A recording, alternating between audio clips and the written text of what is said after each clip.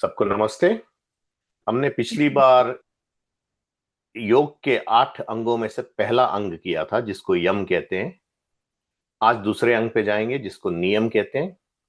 नियम में भी 5 होते हैं, जैसे अंग में 5 हुए थे। तो अंग के 5 जो थे वो थे अहिंसा, सत्य, अस्तेय, ब्रह्मचर्य और अपरिग्रह।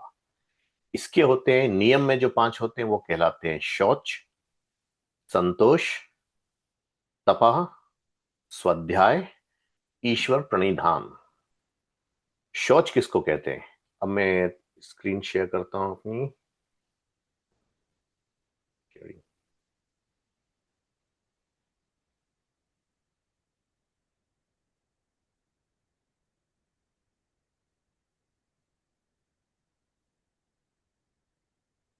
आप लोग मेरी स्क्रीन दिख रही है?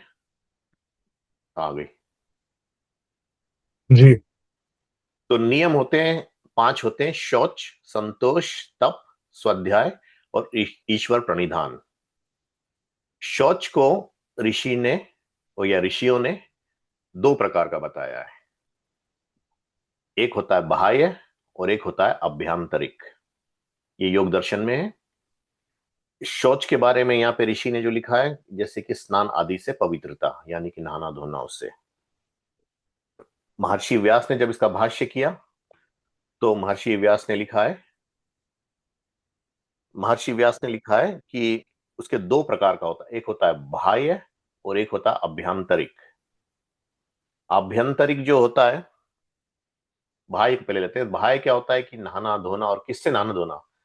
हम नॉर्मली साबुन से और ये सब से नहाते वगैरह हैं। और इसमें जो ऋषि ने बताया है, महर्षि व्यास ने, तो महर्षि व्यास ने कहा है कि मिट्टी और जल आदि के संयोग से शरीर को साफ करना।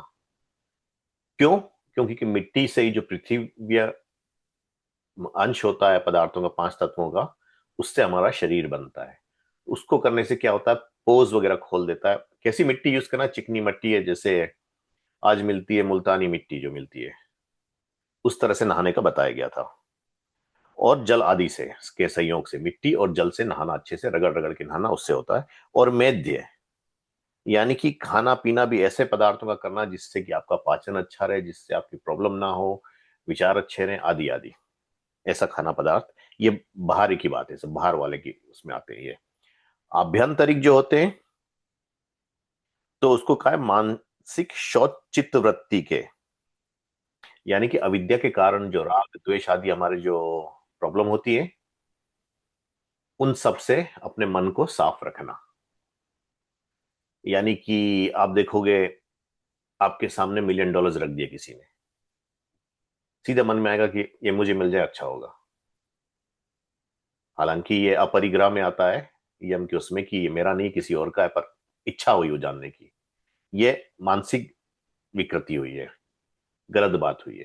यानी किसी के राग द्वेष के कारण, जो अविद्या के कारण राग द्वेष आते हैं, गुस्सा आना, नहीं आना, किसी पे चिढ़ना, किसी को देख किसी से द्वेष रखना कि नहीं वो ऐसा है तो अच्छा हो ही नहीं सकता वो कभी, उसको मैं पसंद नहीं करता हूं, तो ये सब चीज आंतरिक शुद्धि के उसमें आते हैं। नहाने में अब, आज आप इंटरनेट पर सर्च करोगे, should you take bath every day, तो बताया जाता है कि नहीं, एवरी डे नहीं करना। क्यों? कहते हैं कि क्या करोगे, एवरी डे करोगे तो हम जो साबुन वगैरह यूज करते हैं उससे हमारी त्वचा सूखती है, तो आपको ड्राई स्किन वगैरह होगा। हालांकि ऋषियों ने हमको शुद्ध करने को बताया गया, इवन भोजन से पहले भी नहाने को बताया गया है उनके द्वारा। पर आज के लोग ये बात करते हैं। और कुछ कुछ लोग होते हैं कि नहा के क्या करोगे, घिस जाएंगे हम, इसलिए नहाना नहीं। पानी का बिल भी बहुत आता, पानी बचाएंगे हम। तो ऋषियों का वो है कि हमेशा अपने शरीर की शुद्धि रखो। शरीर की शुद्धि रखने से स्फूर्ति आती है, मन, विचार आपके अच्छे रहेंगे। क्यों अच्छे रहेंगे? अगर शरीर शुद्ध नहीं होगा आपका, आपकी बुद्धि शुद्ध नहीं होगी, बुद्धि में शुद्धि आती है। दूसरा आता है संतोष। संतोष के लिए महर्षि व्यास ने कहा लोभ रहित वृत्ति, यानी लालच नहीं होनी चाहिए। आपने, मैं हमेशा ये बताता हूं डेफी डक कार्टून के बारे में। कार्टून्स में डेफी डक होता है, वो हमेशा उस पे जाता है, mind mind mind mind mind, हमेशा लालच में रहता है उसमें। तो यहाँ पे ऋषि ने लिखा है, सम्यक प्रसन्न होकर निरुद्यम रहना संतोष नहीं, किंतु पुरुषार्थ जितना हो सके उतना करना, हानि लाभ में हर्ष व शोक ना करना। ये सत्यार्थ प्रकाश में दिया है कि क्या करना, कि संतोष का मतलब ये नहीं होता, संतोष का मतलब होता कंटेंट होना, कि आपको जितना मिल रहा है उसमें हैप्पी रहो। तो ऋषि ने समझाया कि हैप्पी रहने का मतलब क्या है, मतलब ये नहीं कि आप काम छोड़ के बैठ जाओ, बोले नहीं मैं तो कुछ नहीं करूंगा, आलस में बैठा हूं और ये संतोष है, वो संतोष नहीं है। संतोष है अपना पुरुषार्थ करना, उसमें ज्यादा या कम जो भी मिलता है उसको मान के खुश रहना कि ईश्वर तेने दिया है, ये मेरा उतना ही मिलना था। और पर अपना काम करना जरूर, यानी कि हम अपना क्या कहते हैं, पुरुषार्थ जरूर करें, पुरुषार्थ नहीं छोड़ना। तो ये होता है संतोष। और हानि लाभ हर्ष में, हानि और लाभ में हर्ष और शोक नहीं करना, मतलब कि अगर बहुत आपका अच्छा हो गया तो ये नहीं कि आप बहुत ज्यादा खुश हो गए, फूल के कुप्पा हो गए, और अगर खराब हो गया तो दुखी में बैठे हो, स्ट्रेस लेके बैठे हो, ये नहीं करना, ऋषि ने बताया। तो ये हमारा संतोष में आता है। फिर आता है तप। तप का तपोद्वंद सहनम, ये महर्षि व्यास ने भाष्य किया है, तो उसमें लिखा है कि तप जो होते हैं, द्वंद जो होते हैं, यहाँ पे महर्षि दयानंद ने जब सत्यार्थ प्रकाश में दिया तो उन्होंने कहा, अर्थात कष्ट सेवन से भी धर्म युक्त कर्मों का अनुष्ठान। कि अगर दुख होता है, थोड़ा कष्ट होता है उठने में, जैसे सवेरे बताया कि उठ के ईश्वर की प्रार्थना करो, कुछ नहीं तो उठो सीधा फर्स्ट थिंग वो करो, प्रातः अग्नि प्रातः इंद्रम हवामहे प्रातः मित्र वरुणा प्रातः अश्विन आदि आदि, ये सब।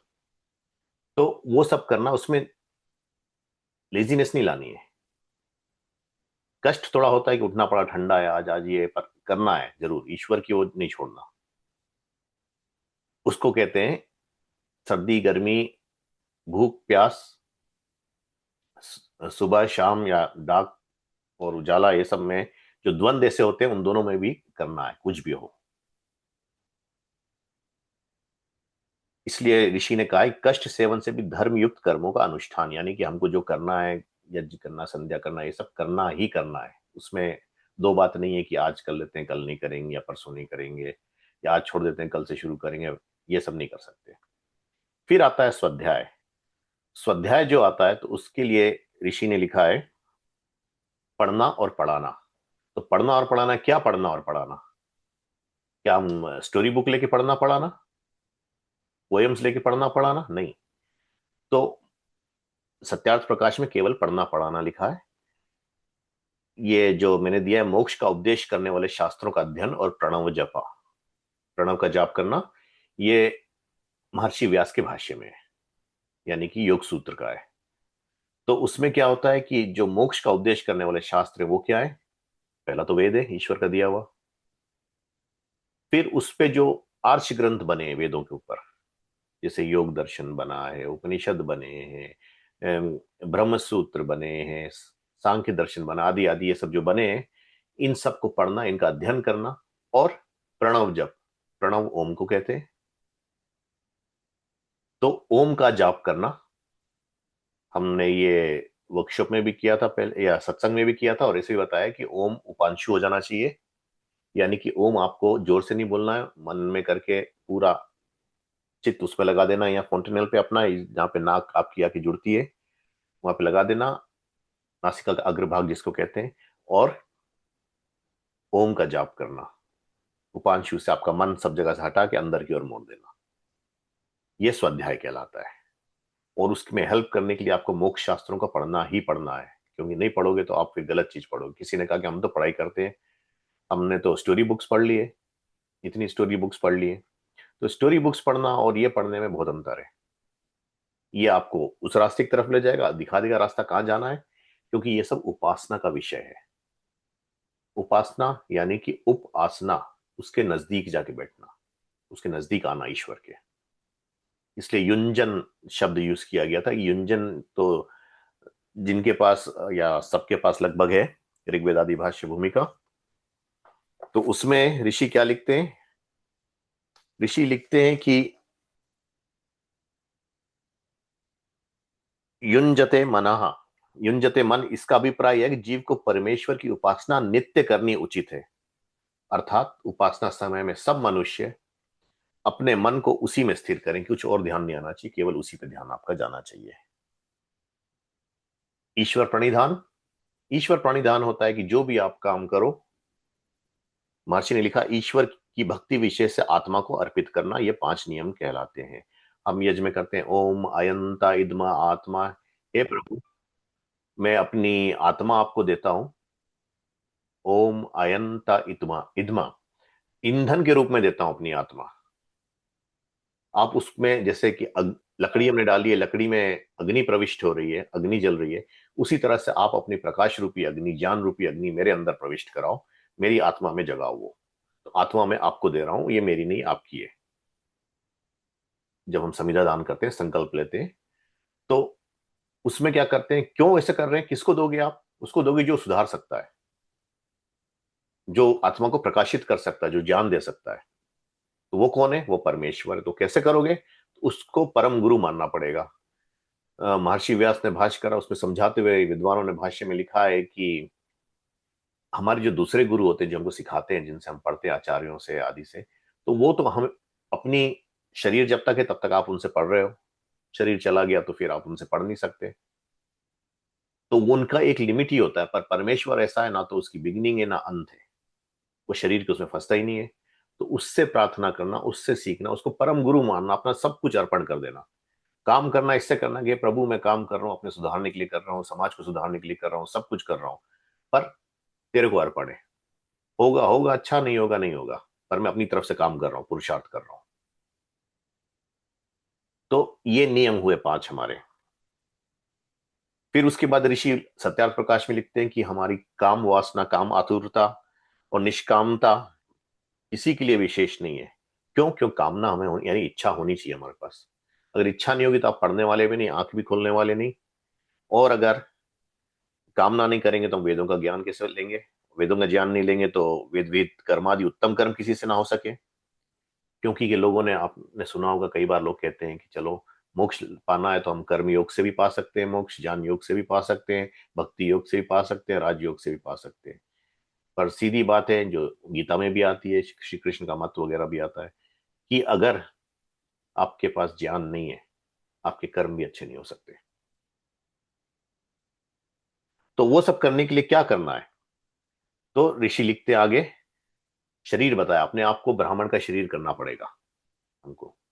ब्राह्मण का शरीर होगा तभी हम उसको पकड़ सकते हैं, नहीं तो नहीं पकड़ सकते। जैसे कि कथा आती है, महर्षि विश्वामित्र जब राजा थे तो उनकी ड्यूटीज कुछ और थी, शस्त्र उठाते थे, मारते थे।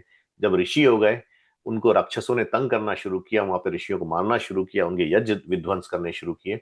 तो ये आए अयोध्यापुरी में, महाराज दशरथ के दरबार में। उन्होंने कहा मुझे राम और लक्ष्मण चाहिए। क्यों चाहिए? क्योंकि राक्षसों का नाश करना है। तो दशरथ ने घबरा के कहा कि अरे, आप चाहो तो मैं अपनी सेना भेजता हूं, चाहो तो खुद चलता हूं, मेरे बच्चों क्या, बच्चे क्या कर पाएंगे? पुत्र मोह में थे महाराज दशरथ। तो फिर लोगों ने समझाया, नहीं जाने दो। क्यों? और देखिए जाने से कितना फायदा हुआ। राम लक्ष्मण को उन्होंने अलग अलग प्रकार के शस्त्र सिखाए, वहां पे अलग अलग वेपन्स दिए, उनको अलग अलग विद्या दी। विश्वामित्र के पास वो सब विद्या थी कि वो विध्वंस कर सकते थे राक्षस का, पर चूंकि ब्राह्मण हो गए थे, वो ब्राह्मण का शरीर हो गया था, ऋषि बन गए थे, तो उन्होंने वो नहीं उठाया। अब आगे देखते हैं क्या होता है। ब्राह्मण शरीर में 8 चीज ऋषि ने बताई है सत्यार्थ प्रकाश में।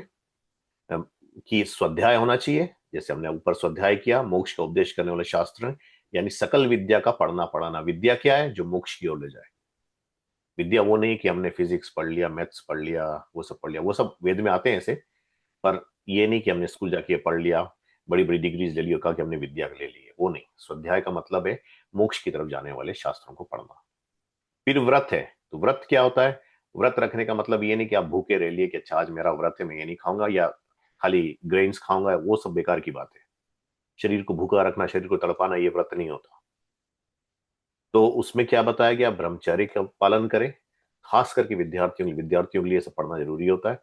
तो उनको उस तरह करके ब्राह्मण की तरफ ही जाने की चेष्टा करनी है।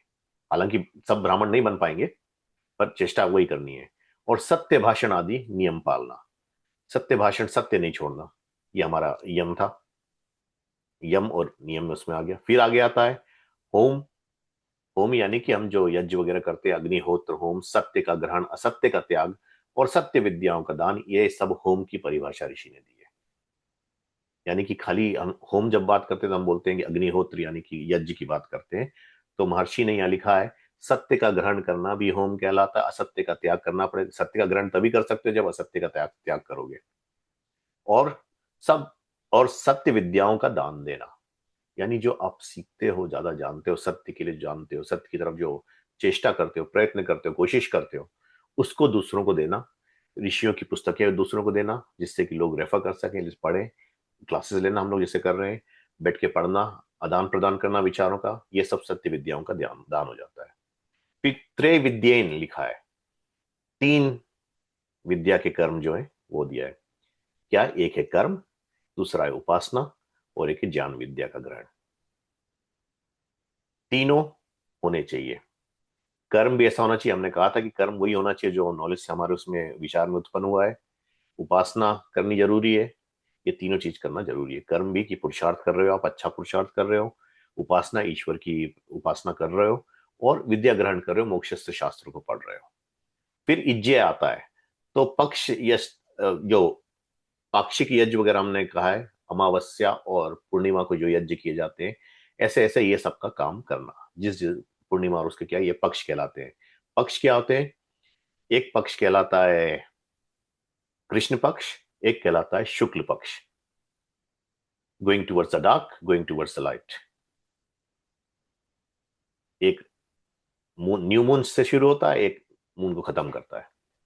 तो ये दोनों पक्षों के जो जो कर्म जैसे जैसे हैं वो सब करना। फिर सुते, यानी कि अच्छी संतान की उत्पत्ति करना। अब इसमें बात होती है हम अच्छी संतान की उत्पत्ति कैसे करेंगे। तो अच्छी संतान की उत्पत्ति करने के लिए हमको अपने आप को तपाना पड़ता है। जैसे कृष्ण और रुक्मणी का विवाह हुआ, तो उन्होंने कहा हमको समाज की उत्पत्ति करनी है। तो वो दोनों चल पड़े तपस्या करने हिमालय की कंदराओं में। तपस्या का मतलब ये नहीं कि बैठ गए कुछ नहीं कर रहे। प्रणव जप किया उन्होंने, विद्या का आदान प्रदान किया, डिस्कशन किया, उस पे विद्या पे गए, हमेशा उसी में डूबे रहे जिस वेद आदि पे। और 12 साल के लिए गए। 12 साल बाद जब लौट के आए तब उन्होंने संतान पैदा की, जिसका नाम था प्रद्युम्न।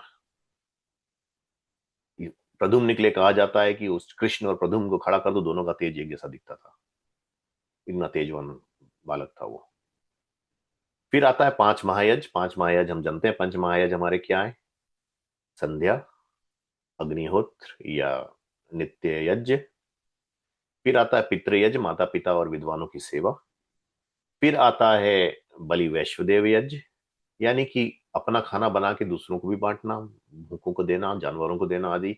और पांचवा आता है अतिथि यज्ञ, यानी कि अतिथि उनको कहते हैं जो सन्यासी आदि हो जाते हैं, वेद का प्रचार करने निकल पड़ते हैं, जो सचमुच का सन्यासी है, झूठे सन्यासी के पीछे नहीं। झूठे सन्यासी आज बहुत है, बहुत बाबा घूम रहे हैं। तो जो अच्छा सन्यासी है, जो सत्य का सन्यासी है, मोक्ष रास्ते पे चल पड़ा, वो वेद विद्या वगैरह देगा। और उसकी एक पहचान होती है, वो आपसे कुछ लेगा नहीं। जब तक आपको कुछ देगा नहीं, कुछ नहीं लेगा वो। भोजन भी तभी करेगा जब आपको विद्या देगा वो। उसके पास और कुछ नहीं होता है। उसको विरक्ति आ गई, कुछ बटोर के रखना भी नहीं है उसको कुछ, उसको उससे मतलब नहीं है। फिर आ जाता है बाकी यज्ञों का अनुष्ठान करना, जैसे अग्निष्ठोम आदि जो होते हैं, तथा शिल्प विद्या विज्ञान आदि। अग्निष्ठोम उसको कहते हैं, सोम यज्ञ वगैरह होते हैं, कि क्या क्या औषधियों को करना, किस किस टाइम पे छोड़ना है, किस किस का यज्ञ करना है, जिससे कि वातावरण तो शुद्ध हो ही हो, आपको क्या लेना है, कैसे करना है, आपकी त्वचा से भी जो एब्जॉर्ब कर रहे हैं उससे बीमारियां आपकी दूर हो। और शिल्प विद्या वगैरह, यानी कि आर्किटेक्ट्री और ये सब जो साइंस आती है ये बनाने वाली, ये सब इसका विज्ञान जो है वो सब जानना। ये 8 चीज अगर आप जानोगे तो ये आपका ब्राह्मण शरीर कहलाता है। तो शरीर को बनाने के लिए 8 काम करने पड़ते हैं। तो इससे मनुष्य ब्राह्मण होता है। इससे ब्राह्मणों के कर्म क्या है, क्या धर्म है, वो हम, हमारे पास टाइम नहीं है।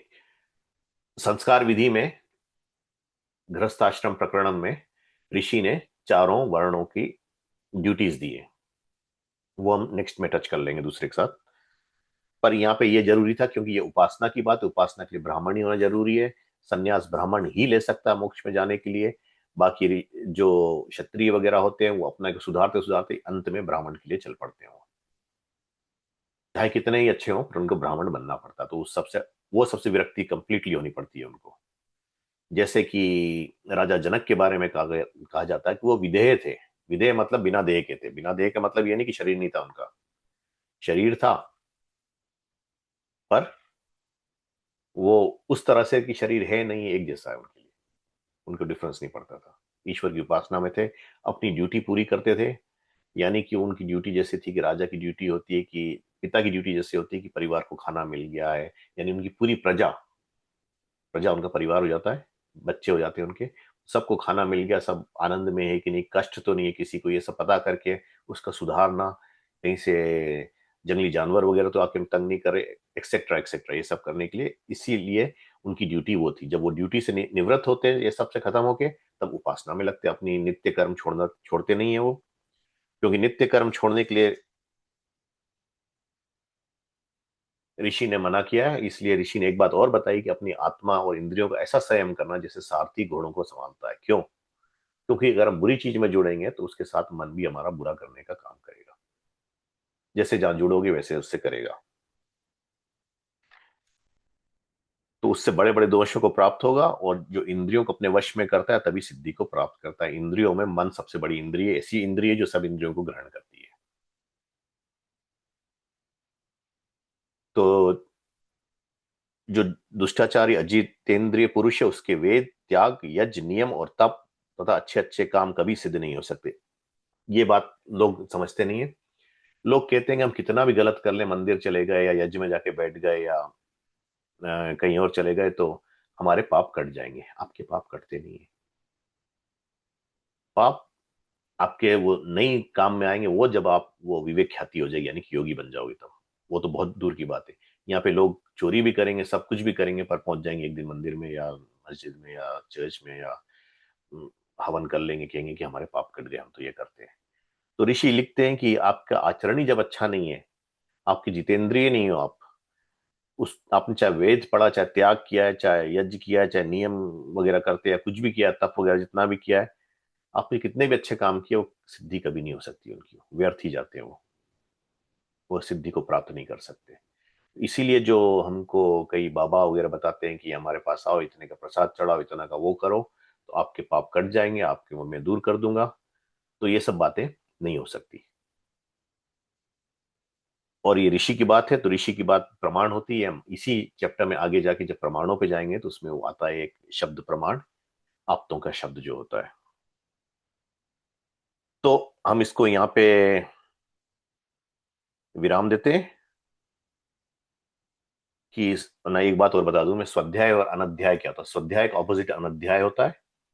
तो स्वाध्याय, हमने कहा था क्या होता है स्वाध्याय, प्रणव का जाप करना और मोक्ष का उपदेश करने वाले शास्त्रों का अध्ययन करना। ऋषि ने यहाँ पे कुछ और जोड़ा उसमें, मनुस्मृति से लेते हुए। उन्होंने कहा वेद के पढ़ने पढ़ाने, संध्या उपासना आदि 5 महायज्ञों के करने और होम मंत्रों के अनध्याय विषयक अनुरोध आग्रह नहीं है, क्योंकि नित्य कर्म में अनध्याय नहीं होता। जैसे कि हम सांस बाहर भीतर करते हैं, उसी तरह से बंद नहीं किए कर सकते, बंद करके रख लोगे आप तो जियोगे नहीं। उसी तरह से नित्य कर्म उसको छोड़ नहीं सकते, उसको करते ही रहना है। उसमें अनध्याय नहीं कि आज का छोड़ दिया, नहीं करना है, उस अध्याय में ही आता है।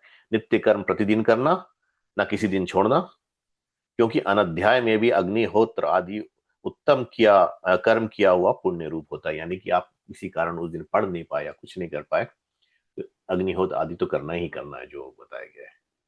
आपने कम पढ़ा उस दिन, पूरा नहीं स्वाध्याय का दिया, तो वो सब करने से क्या होता है कि वो सब आपके स्वाध्याय में ही आ जाता है।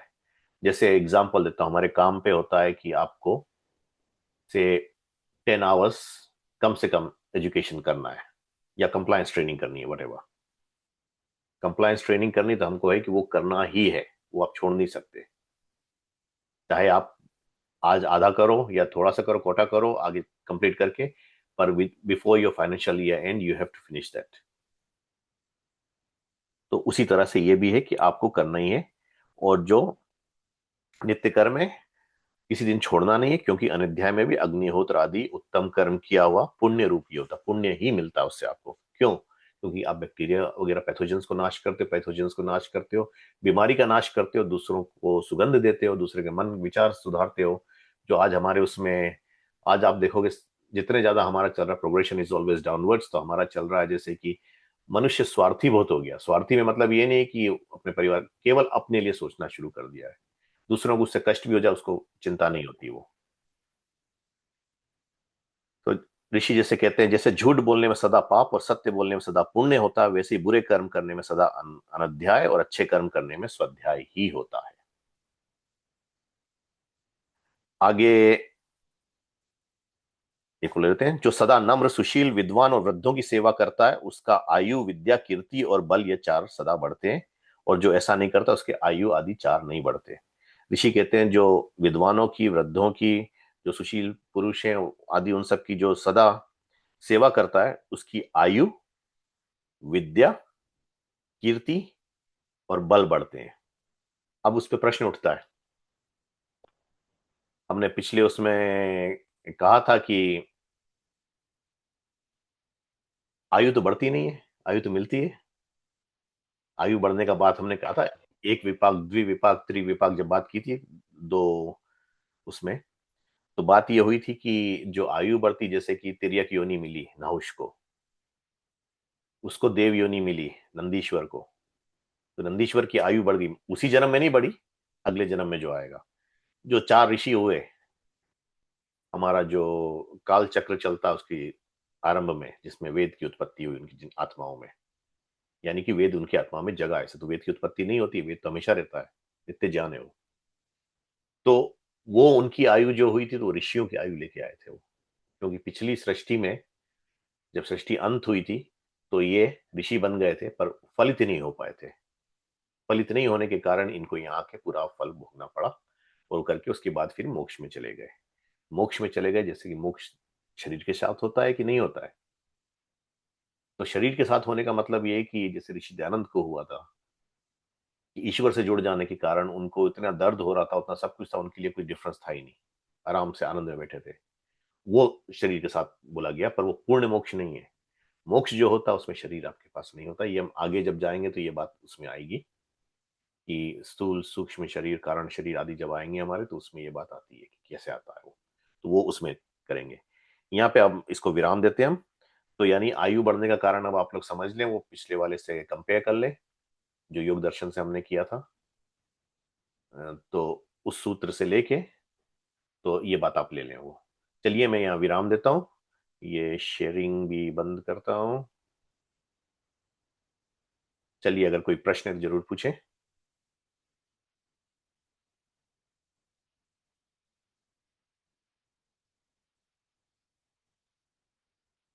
जी सूर्य जी। जी नमस्ते पंडित जी, नमस्ते सभी को। पंडित जी, मेरा प्रश्न है कि जैसे ब्राह्मण लोग शस्त्र नहीं उठाते हैं, लेकिन क्षत्रियों को शस्त्र प्रयोग करना सिखाते हैं, तो वहाँ कोई डिफरेंस, मतलब आप समझ रहे हैं मेरा प्रश्न कहाँ जा रहा है कि। जी, शस्त्र उठाने का मतलब, नहीं उठाते मतलब ये नहीं कि शस्त्र को छूते नहीं है वो। नहीं नहीं, मैं छूने का नहीं, कि हाँ शस्त्र नहीं उठाने के अलावा आप, लेकिन ये मतलब अगर सॉरी अपोलॉजी में वो इंग्लिश उसमें एनालॉजी में वो नॉन वेज की बात करूँ कि rather than not giving fish you are teaching how to fish, जी। तो इट्स सेम थिंग राइट। जी। तो अगर आप युद्ध नहीं कर रहे हो, खुद आप किसी की हिंसा नहीं कर रहे, आप किसी को हिंसा करने की एक प्रवृत्ति दे रहे हो, उसको ट्रेनिंग दे रहे हो, वो धर्मयुक्त करेंगे, हिंसा नहीं करेंगे, लेकिन जी, बिल्कुल आपने उत्तर अपने आप ही दे दिया है। लेकिन एक संभावना बनती कि कोई उसका दुरुपयोग भी कर सकता है हाँ, उस अगर सूत्र उसका का। दुरुपयोग जैसे किया है, रावण ने किया है, जरासंध आदि इन्होंने किया है, कौरवों ने किया है, आदि आदि जैसे लोगों ने किया है, उसका दुरुपयोग ही किया, सीख के आचार्यों से तो उनको उसका जो। फल गुरु को नहीं मिलता कि उसने गलत ट्रेनिंग, मतलब नहीं, गुरु ने उन्होंने तो अपने ट्रेनिंग दी उसको है। सिखा के बताया था किस लिए यूज किया जाता है। अब उसको वो गलत यूज कर रहा है तो दंड उसका है, जिसका कर्म दंड उसका है।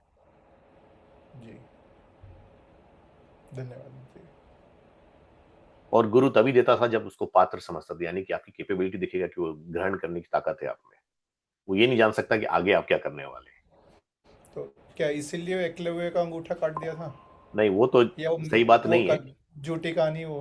हाँ, वो तो झूठी कहानी प्रक्षेपित है कि एकलव्य का अंगूठा काट दिया उन्होंने, जी जी क्योंकि जी। कोई देख देख के उतना ज्यादा सीख लेगा कि अर्जुन को हरा देगा। अर्जुन उस समय का सबसे बड़ा धनुर्धर था। अर्जुन को हरा देना किसी साधारण बात नहीं थी कि मूर्ति सामने रख के उसने प्रैक्टिस की और अर्जुन को हरा दिया। तो वैसे हम इसमें बिलीव नहीं करते हैं कि और ऋषि लोग या ब्राह्मण लोग श्राप नहीं मतलब उसका मीनिंग क्या होता है, लेकिन क्या उनकी वो वाणी में, उनकी नॉलेज में इतना शक्ति होती है कि तुमने गलत चीज़ सीख लिया, तुम दुरुपयोग करे तो तुम उस चीज़ से वंचित हो जाओगे, तो ऐसा चीज़ इफेक्टिव होती थी। जी देखिए, एक एग्जांपल देता हूँ। ऋषियों के उसमें जैसे होता है, जैसे महर्षि दयानंद को जहर दिया गया, मारने आए तो उन्होंने, करण सिंह ने जब तलवार उठाई तो महर्षि ने लपक के तलवार पकड़ी, दबा के तोड़ दी। उन्होंने कहा तुमको लड़ना है जाओ क्षत्रियों से लड़ो, मुझसे क्यों लड़ रहे हो? मैं तो ब्राह्मण हूं, मैं तो ये करता ही नहीं हूँ, मेरे लिए तो ये है नहीं। तो एक बात वो हुई। दूसरी बात ये हुई थी, उसको मारने के लिए लोगों को भेजा गया था ऋषि को। तो वो लोग आए, तो जो उनका सेवक था ऋषि का, जो भोजन वगैरह बनाता था उनके लिए, तो उसने कहा कि महाराज यहाँ से भाग चलते हैं, मारने आ रहे हैं वो। ऋषि ने खाली हुंकार मारी थी, वो वहां पहुंचने से पहले लोगों ने गिरना शुरू कर दिया था। जब ऋषि पे पत्थर वगैरह मारे गए थे, अगर ऋषि उस समय भी चाहता तो वो उनके हृदय विदीर्ण कर सकता है, हृदय फट जाते उनके, ताकत उतनी थी उसके पास, उसके हुंकार से ही। पर उसने वो किया नहीं, क्योंकि वो हिंसा में आ जाता। तो उसको पत्थर गोबर वगैरह मारते रहे, तो लोगों ने बचाव करके उसको बचाया। उसमें स्वामी दर्शनानंद भी एक थे जिनको ईंट वगैरह लगी थी। मैं जी क्षमा रवि चाहूँगा जी। रवि जी, क्षमा चाहूँगा रवि जी, एक और कंटिन्यूड क्वेश्चन इसमें कि जी। अ, स्वरक्षा को उसमें क्यों ना उसको एग्जम्पशन मिलना चाहिए कि नहीं, स्वरक्षा। स्वरक्षा की बात एक होती है, जैसे कि अब ब्राह्मण जो होगा, ब्राह्मण हो जाने के पास उसके मतलब कि तेज आ गया, आपका ब्रह्म का मन हो गया। ब्राह्मण ऐसे तो होगा नहीं कि हम आप जैसे ब्राह्मण हो गए, तो वो ब्राह्मण नहीं होगा। ब्राह्मण होगा जिसके पास तेज आ गया। तो वो जब जैसे ऋषि ने पकड़ के तलवार तोड़ी, उसके बाद करण सिंह की हालत नहीं थी कि वो कुछ कर पाता, वहीं शिथिल हो गया वो। हो सकता वो जा सकता था, दूसरी तलवार उठा सकता था या भाला वगैरह जो भी ले सकता था, पर वहीं शिथिल हो गया, उसने वहीं पे अपनी गिव अप कर दिया जैसे। तो ऋषि का वो तेज था। वो तो ऋषि तक, लेकिन जो जो भी एक उस तरफ बढ़ रहे हैं, ब्राह्मण वर्ण को हाँ, फॉलो तो करना चाह ब्राह्मण रहे वर्ण हैं, की तरफ जो जा रहा लेकिन है कोई उसको, सेल्फ डिफेंस करना चाहे सेफ्टी के लिए तो हाँ, तो नहीं उसके कर लिए सकते। वही राजाओं की ड्यूटी होती थी, क्षत्रिय की ड्यूटी होती थी उनको बचाए।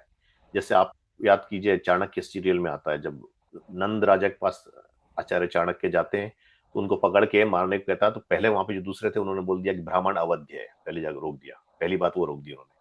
क्यों? क्योंकि वो सब जानते थे कि उसको मारने पे क्या होगा, वहां विध्वंस हो जाएगा। हालांकि नंद का विध्वंस तो हुआ ही, पर सबका विध्वंस हो जाएगा, तो इसलिए उन्होंने रोका। फिर चाणक्य ने बताया भी था कि हम शस्त्र उठाते नहीं है, हम ये सिखाते हैं, अगर हम शस्त्र उठाते तुम खत्म हो गए होते वहां। तो नहीं, ये बात थी कि वो तो आइडियल स्टेट हो गई, फिर आज के तारीख में तो फिर कोई प्रैक्टिस कर ही नहीं सकता अगर कोई हाँ, क्षत्रिय तो धर्म में ही नहीं बात है। वही है कि जब वर्ण आश्रम हमको वापस लाना पड़ेगा, वर्ण आश्रम लाओगे तभी तो ब्राह्मण की तरफ जा पाओगे। जब हम वर्ण आश्रम ही नहीं लाएंगे, उससे हटेंगे ही नहीं, अपनी उपासना की तरफ नहीं जाएंगे, तो हम नहीं कर सकते वो। जी उपासना की तरफ जाने का मतलब ये है कि हमको अपनी लालच वगैरह, अपने स्वार्थपन थोड़ा कम करना पड़ेगा। हालांकि उससे पूरा वर्ण नहीं आ जाएगा, पर वो चेष्टा हो जाएगी, एक तरफ से उस तरफ से पुश हो गई हमारी, जी धन्यवाद। मोमेंटम मिल जाएगा वहां जाने का। जी धन्यवाद। जी रवि जी। नमस्ते पंडित जी, सबको नमस्ते। पंडित जी, मेरा क्वेश्चन व्रत से है। क्योंकि हमारी मदर भी व्रत रहती है, भूखी रहती है। इसका कहीं ना कहीं उपासना से रिलेशन होता है या सिर्फ ये शरीर के लिए ही होता है? इसका उपासना से ऋषियों ने मना किया है। उन्होंने कहा है कि भूख प्यास से अपने शरीर को तड़पाना अच्छा नहीं होता। क्यों? क्योंकि उससे बीमारियां आती है। हाँ, अगर आपका जैसे अपच हो गया, ज्यादा खा लिया, तो उसके लिए आपने छोड़ा है, हफ्ते में या महीने में जो भी करते हो, वैसे व्रत होते हैं। कृच्छ अच्छा। चंद्रायण व्रत आदि ये सब होते हैं, कि आप जैसे जैसे खाना, उसमें क्या होता है कि आप जो योग दर्शन में आता है, तो उसमें क्या होता है, जैसे जैसे मून बढ़ता है उसके हिसाब से आपकी खुराक होती है, मून घटता है उसके हिसाब से खुराक घटती है। मतलब नहीं कि आप एकदम यहाँ तक भर के खा लोगे, उसमें भी लिमिटेशंस होती है। पर इस तरह से कम करते जा, बढ़ाते जाना, फिर कम करते जाना, इस तरह से होता है उसमें, वो सब व्रत है। अच्छा, ओके। तो दूसरे व्रत जो बताए जाते हैं कि आप भूखे रहो, उससे ये मिलेगा, 16 सोमवार का व्रत रख लिया है, उससे वो कर लिया, वो मिल जाए, उससे कुछ नहीं मिलने वाला। वो हमको गिराएगा ही गिराएगा। ठीक। धन्यवाद पंडित जी। जी पुष्पा जी, आप म्यूट पे हैं।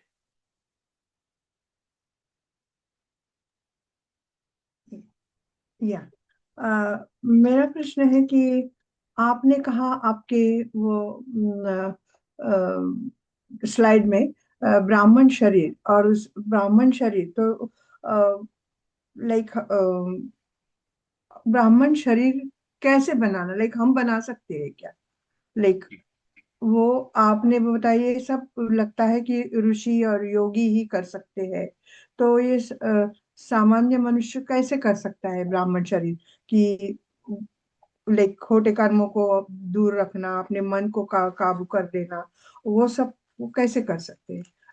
जी, या उसका तरीका हमने पहले सत्यार्थ प्रकाश में किया। उसका तरीका यह होता है कि हमको प्राणायाम करना पड़ेगा। प्राणायाम से क्या शक्ति मिलती है? प्राणायाम वो अग्नि है, या कहिए वो आग है, जो हमारे मन को रोकने की ताकत देती है। उसके लिए, इसलिए ब्राह्मण शरीर के लिए आपको स्वाध्याय करना पड़ेगा। स्वाध्याय यानी कि रोज आपको बैठ के वेद या वो सब के जो मोक्ष की तरफ ले जाने वाले शास्त्र हैं, जो सामान्य मनुष्य ने लिखे वो नहीं, जो ऋषियों द्वारा दिए गए आर्ष ग्रंथ वगैरह, वैसे वाले पढ़ने हैं। व्रत रख लेना पड़ेगा। व्रत क्या होता है? हमको हमेशा ये व्रत तो रखना ही पड़ेगा कि हम सत्य ही बोलेंगे, सत्य ही करेंगे, सत्य ही सोचेंगे। यानी कि मतलब ये नहीं कर सकते कि हमने सोचा कुछ और है, बोल कुछ और रहे हैं, कर कुछ और रहे हैं। वो सत्य नहीं कहलाएगा। और सत्य बोलेंगे, कैसा सत्य बोलेंगे? दूसरों को दुख नहीं देंगे। उसमें योग में हमने वो किया था कि दूसरों को अगर जलाने वाला सत्य है तो वो पाप में आता है, हालांकि सत्य है वो भी। फिर होम आदि अग्निहोत्र वगैरह करना, तो ये सबसे क्या होता है? आपका वातावरण, आपका वो, ये कहिए कि एक एटमोस्फियर बन जाता है वो चीज जानने के लिए, वो जगह जाने के लिए। जैसे हम बीज बोना, हमको खेती कर रहा है किसान, तो पहले क्या करता है? भूमि तैयार करता है। उसी तरह से इससे हमारी भूमि तैयार हो रही है ये सबसे। तो ये सब छोटे उससे करते करते धीरे धीरे धीरे धीरे ऊपर आएंगे। और उसमें अपना वो होना चाहिए कि हमारा नियम है, ये डिसिप्लिन है, डिसिप्लिन नहीं छोड़ेंगे हम वो। तो डिसिप्लिन जहाँ छूटता है तो फिर वहां गड़बड़ हो जाती है। Okay, thank you. तो आप हमें प्राणायाम करना सिखाएंगे ना? जी हाँ। कोशिश तो है कि हम संध्या पे वर्कशॉप करें, तो उस पे हम प्राणायाम वगैरह लाएंगे। वो ऑनलाइन नहीं सिखा सकते? ऑनलाइन भी कर सकते हैं, पर online it is a practical thing ना, कि वो प्रैक्टिकल करना पड़ेगा वो। या because if you do it, we do it here. हाँ, अगर कर सकते हैं तो वो तो। बट वही है कि आप कैसे आसन में बैठे हो, अपने बॉडी सीधी रखी है कि नहीं, अपना ध्यान कैसे लगा रहे हो, उस तरह से करके तो समझाना पड़ेगा। ओके। और ये होता है जैसे कि संध्या में हमने एक बार और बताया गया था, तो लोगों ने अपना कहा कि नहीं, हम तो ये पढ़ रहे हैं बुक में, हमारी बुक में ये लिखा था, हम उसके हिसाब से करेंगे, तो वो फिर हम कुछ नहीं कर सकते। क्योंकि कि अभी जैसे कि एक जो अभी चल रहा है यूथ का, आर्य आर्यों का, कुशील जी ने भेजा था मैसेज, उसका मैंने एक दिन लॉग करके देखा, उनका यज्ञ सुन रहा था। तो अब उन्होंने किस किस मंत्र से दे दी, संगठन सूक्त से देना शुरू कर दिया है, तो कुछ और कर दिया है, कुछ और से दे रहे हैं। तो वो सबका मीनिंग फिर बदल के बता रहे हैं। तो वो नहीं, ऋषियों ने इसलिए सर्टेन मंत्र दिए, वो सर्टेन मंत्र से ही करना है, ये नहीं कि आप वेद का कोई भी मंत्र उठा के कर लोगे। तो ये सब बातें होती, इसलिए साथ बैठ के अगर हम सब करेंगे तो अच्छे से सीखेंगे। उसमें विचारों का आदान प्रदान भी हो सकता है, यानी कि ये बात हो सकती है कि हम ऐसे बैठे, ऐसे नहीं बैठ पाते, हम ऐसे बैठ सकते हैं कि नहीं, ऐसा कर सकते हैं कि नहीं। तो वो बात या होगी। और एक दूसरे के जब व्यूज आएंगे तो उसमें ये होता है कि सीखने को खाली मैं नहीं, आप ही लोग नहीं, मैं भी सीखता हूँ उसमें। तो जिस दूसरों से बताया किसी ने, अरे ये बात मेरे मन में आई नहीं थी। तो वो सब वे से होता है कि सब कोई के लिए वो अच्छा होता है। इसलिए हमारी कोशिश यही थी कि, अब वो तो खैर कमिटी पे डिपेंड करता है कि कैसे करते हैं। तो वो हम उसमें करेंगे, और मंत्रों को समझाते हुए कि क्या मंत्र है संध्या के वर्कशॉप में, और क्यों वो मंत्र बोला जाता है। Okay, thank you. जी शरीन जी, प्रधान जी हमारी। प्रशांत जी, अब मेरा क्वेश्चन है वो पुष्पा जी के क्वेश्चन से रिलेटेड है। वो अ, जो शरीर वाला बनाने का है, जो ब्रह्म शरीर, उसमें जो स्वाध्याय का आपने बताया मोक्ष पुस्तक पढ़नी है, तो वो पुस्तकें पढ़नी है या समझनी भी है अगर पढ़ते हैं? क्योंकि हम तो कोई पढ़ नहीं पाएंगे ना वो पुस्तक। जस्ट नहीं, क्वेश्चन। समझे बिना पढ़ना वो बेकार की बात है। वो फिर वो तो नॉवेल के जैसा पढ़ के हम निकल जाएंगे। कुछ भी पढ़ेंगे समझना जरूरी है। जैसे कि एग्जाम्पल हम ये कर सकते हैं, रट के जा सकते हैं 2+2 = 4। टेस्ट में आएगा, आराम से पास कर सकते हैं। बस वही 2+2 कहीं रियल लाइफ में अगर करना पड़ा तो आप वो जल्दी से आएगा नहीं आपके पास, तो प्रैक्टिस में नहीं ला सकते। हालांकि तो बहुत बेसिक बात है, पर ये बातें इसलिए स्वाध्याय की बात है कि वैष्णव से बात करना, उस पे विद्या पे डिस्कस करना, यानी कि आप पढ़ो, पढ़ नहीं सकते हो तो डिस्कस करो उस पे। तो हर कोई के पढ़ने की बात नहीं होती है वो, तो डिस्कस करो उस पे, क्वेश्चंस आंसर करो कि ऐसा होता तो इसमें क्या बताया ऋषि ने, क्या हो सकता है वहां पे। अब हम जैसे सत्यार्थ प्रकाश ही करें, उसी पर डिस्कस कर सकते हैं। उसी पे लोगों की किस तरह की थिंकिंग है, कैसे सोचना है लोगों को, उसमें क्या होता है। अब जैसे कि मैं प्रश्नों की बात कर रहा था, मैंने शुरू करने से पहले जो दूसरी सत्यार्थ प्रकाश क्लास की बात की थी, तो उसमें से लोगों के प्रश्न कैसे कैसे आ रहे थे, तो उसमें प्रश्न ऐसे ऐसे आ रहे थे जो सत्यार्थ प्रकाश के कंसर्न से नहीं है। वो उनको सीधा यही बात करना है कि अगर हम कैसे ये काम करें, कैसे हम वो काम करें, कैसे दूसरे मतों को दबाएं। तो ये बातें अगर आप मन में लेके आओ तो आपके मन में पहले से ही वो बैठा हुआ है कि द्वेष बैठा हुआ है किसी के लिए। आप पहले अपने आप को तो सुधारो, फिर दूसरों को करेंगे। तो यही बात है कि वो स्वाध्याय उसी तरह से कर सकते हैं। डिस्कशन करना ही पड़ेगा, नहीं तो नहीं आएगा। Okay, got it. Yashni ji तैयारी कर लेना, नेक्स्ट फोन कॉल। जी भावना जी। अ, मेरा क्वेश्चन भी पुष्पा जी से ही रिलेटेड है। उन्होंने जो पूछा अभी के प्राणायाम के बारे में, तो मुझे ये पूछना है कि हम जो संध्या करते हैं ना, तो उसमें लिखा है प्राणायाम करिए 3 बार ऐसे, तो कौन सा प्राणायाम करना है? मतलब प्राणायाम तो बहुत सारे होते हैं, अनुलोम विलोम होते हैं, भस्त्रिका होते हैं, कपालभाति होते हैं, प्राणायाम तो बहुत होते हैं, तो इसमें कौन सा करना है? अब सुनिए, मैंने इसलिए सत्यार्थ प्रकाश में ये बात पहले बताई थी, आप शायद मिस कर दी वो। प्राणायाम हाँ, केवल 4 होते हैं। जो अनुलोम विलोम आदि ये सब है, ये सब प्राणायाम नहीं है। अच्छा। ये सब हठ योगियों का काम है। ओ। उसमें मनुष्य फंसा ही रहेगा। प्राणायाम केवल बाह्य, अच्छा। अभ्यंतर, स्तंभव्रती और बाह्य अभ्यंतर विक्षेपी, ये प्राणायाम है 4 हमारे। अच्छा, और ये बाकी तो जो बड़ा कंफ्यूज। नाक पकड़ के हम कर तो रहे हैं, ये फेंक हम्म। रहे हैं, वो सब कर रहे हैं, ये सब प्राणायाम नहीं है। अच्छा, तो ये क्या है फिर? ये हठ योग है। मतलब आसन है?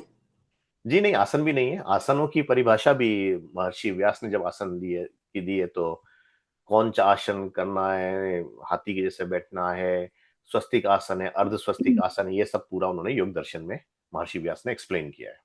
तो वो सब आसन है, और वो सब क्यों करते हैं, उसमें आप बैठ के वो कर सकते। अब आपको बोलेगा भुजंग आसन में प्राणायाम करो। भुजंग आसन है, लेट के आपने उठाया, अपनी पूरे जैसे सांप उठता है उस तरह से उठाना, तो आप नहीं कर सकते। मयूर आसन कर लिया, उस तरह से करके बैठ गए उस पे, हाथों पे वो करके, तो वो सब में आप प्राणायाम नहीं कर सकते। प्राणायाम को स्थिरता से जहां बैठा जा सकता है, देर तक बैठा जा सकता है, वो आसन कहलाता है। इसलिए योग का एक अंग दिया गया है उसको। यम नियम आसन प्राणायाम। दो यम नियम के बाद आसन आता है, फिर प्राणायाम आता है। मतलब वो जो भस्त्रिका भस्त्रिका प्राणायाम ये हुआ ना, बाह्य और अभ्यंतर? नहीं, वो भी नहीं। वो नहीं, भस्त्रिका कैसे करते आप? बाह्य प्राणायाम होता है कि आप पूरी ताकत से अंदर भरें, वो जितनी शक्ति है, जैसे कि वमन होता है या उल्टी होती है, उस तरह से बाहर फेंके, नाक से ही फेंके, मुंह वगैरह से नहीं। हम्म। और हम्म। नाक वगैरह पकड़ना नहीं है, अपना आसन में बैठना है। सीधा जाके जहां पे पूरा निकाल दिया आपने, पूरा खाली कर दिया, पेट दबता जाएगा आपका, वहां पे जाके रोकना है। वो जहां थोड़ी थोड़ी घबराहट होने लगी, जब धीरे धीरे धीरे धीरे धीरे धीरे धीरे धीरे अंदर लेना है। अंदर कितना लेना है? उतना लेना है कि आप पूरा लंग्स में हवा भर लें। उसमें 2 फायदे होते हैं। एक तो आपका मन कंट्रोल होने लगता है, जो सबसे बड़ा फायदा है। दूसरा फायदा ये होता है कि हमारे लंग्स, जो नॉर्मल आदमी जब सांस लेता है तो लंग्स खाली ऊपर ही इन्फ्लेट करता है। इसमें ये करने से हम पूरे लंग्स इन्फ्लेट करते हैं, उसको स्ट्रेच करते हैं, जैसे कि एथलेटिक्स करने वाले लोग करते हैं। उन जब दौड़ते हो गए ना, तो उनके पूरे लंग्स इन्फ्लेट होते हैं। और दूसरी बात है कि एक थे आचार्य विशुद्धानंद जी, विशुद्धानंद मिश्र योगी थे, तो उन्होंने उनका कहना था कि प्राणायाम करने वाले, यानी कि जो ऋषि द्वारा प्राणायाम कहा गया, वो प्राणायाम करने वाले को कभी हार्ट अटैक नहीं आ सकता अगर वो अच्छे अच्छा से करता है तो। अब वो एक दिन करता, 2 दिन नहीं करता, तो वो तो फिर नहीं के बराबर हो जाता है।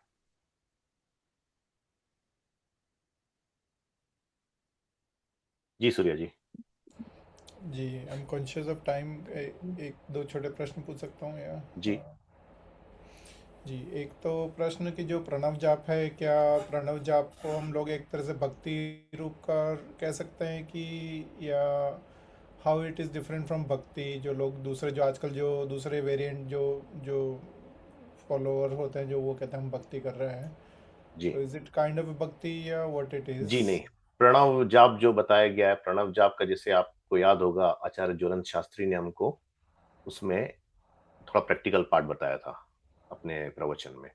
तो उन्होंने क्या किया था, आचार्य जी ने बताया था कि जैसे कि हम जब वो लेते हैं अंदर सांस वगैरह लेके, वो बोलते हैं अपना ध्यान अलग हटा के अंदर की ओर मोड़ देना है, और फिर ऐसे बोलना है कि जैसे कि अभी हम ओम ओम करते हैं, कई लोग करते हैं ओम खींचते चले जाते हैं, वो सब नहीं करना है। तो आपको जो ओम करना, उसमें केवल ध्यान वही लगाना है, धीरे धीरे उपांशु हो जाना चाहिए, यानी कि आपकी आवाज भी नहीं आनी चाहिए इसे, यानी कि आप बात कर रहे हो कोई सुन नहीं रहा है, उस तरह से हो जाना चाहिए, फोटो पे आ जाना चाहिए। फिर उपांशु से धीरे धीरे जब आपका सिद्ध होने लगेगा तो ये भी बंद हो जाएगा, अंदर ही खाली आपके गूंजेगा वो ओम। तो ये लेकिन वो प्रणव जाप। समर्पण भाव तो बने रहेंगे ना उस टाइम पे, उस? हाँ, समर्पण भाव तो बना रहना ही है, क्योंकि कि वो धीरे धीरे आपका कंट्रोल होने लगेगा। आपका मतलब जब तक मन जितना अंदर आने लगेगा, जैसे जैसे आपकी प्रैक्टिस होती जाएगी, तो ये आवाज की आपकी बात हटती जाएगी, वो अंदर ही अंदर आपके गूंजेगा वो।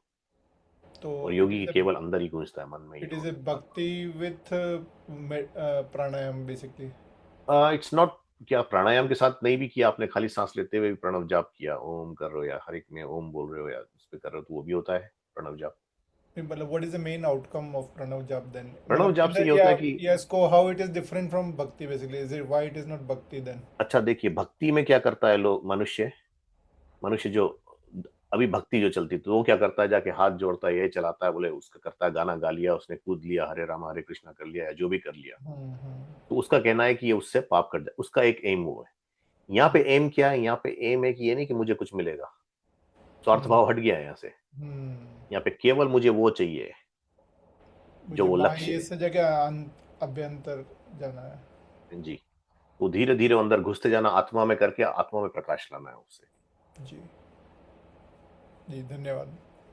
दूसरा प्रश्न था कि ब्राह्मण शरीर का जो आपने बताया, क्या ब्राह्मण शरीर वानप्रस्थ या वैराग्य के लिए है कि ये गृहस्थ आश्रम से ही हो जाए? क्योंकि आपने जो दो बातें उसमें लिखी थी कि वैराग्य और पुत्र क्या, सॉरी, जो संतान उत्पत्ति के लिए। संतान उत्पत्ति, दोनों चीजें हैं उसमें, तो क्या गृहस्थ में आ जी जाएगी फिर? तो वो गृहस्थ जी में हाँ, भी? तो ये ब्राह्मण शरीर बनाने के लिए, हालांकि जब आप स्टूडेंट लाइफ होती है, ब्रह्मचर्य लाइफ होती है, जो ब्रह्मचर्य तभी से आप आश्रम जो है, तभी से वहीं बनाना से है। शुरू होता है। हाँ, हाँ, राइट। इट इज जो नॉट शरीर को, अबाउट कि वानप्रस्थ या वैराग्य के टाइम पे आप कर रहे हैं, हाँ, ये शुरू तो से कर रहे हैं। तो शरीर को इतना बलिष्ठ करके वो लेके आता है कि जब संतान उत्पत्ति जब करेगा, तो बलिष्ठ संतान ही उत्पत्ति करेगा। जी, धन्यवाद।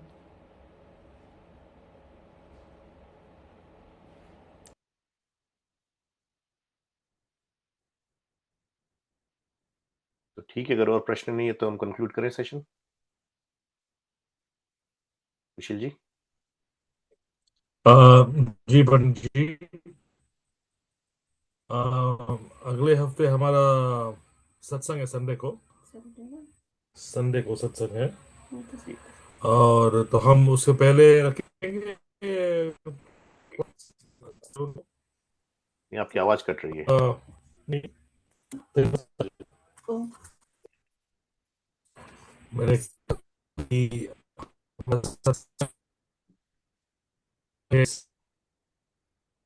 पाठ ना आपका इंटरनेट पहले प्ले हम कर रहा है।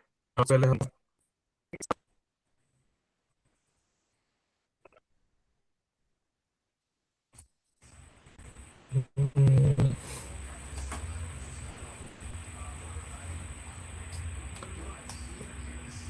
हम हम सैटरडे को कर सकते हैं if it's आपकी आवाज आ रही है? convenient available।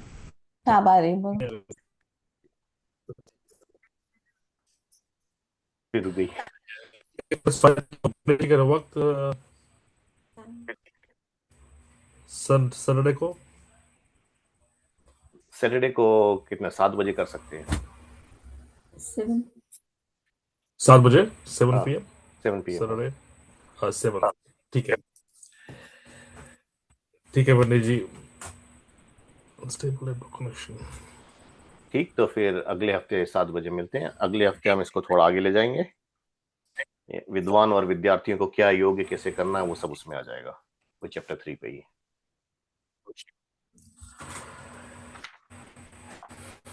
धन्यवाद, नमस्ते सबको। सभी को नमस्ते, शुभ रात्रि।